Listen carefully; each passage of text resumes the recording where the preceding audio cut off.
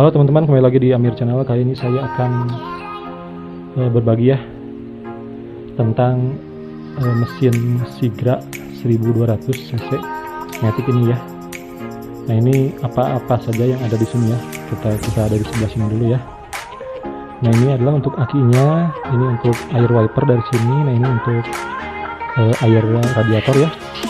Nah, ini radiatornya, dan itu untuk transmisi maticnya belah sana ya. Nah, itu untuk dipstick transmisi maticnya. Untuk ini saringan udara ada di sini. Nah, ini untuk pengecekan oli mesin, ini untuk memasukkan oli mesinnya ya. Seperti itu. Nah, ini untuk minyak remnya sebelah sini. Ini untuk ABS-nya ya di sini. Ini untuk engine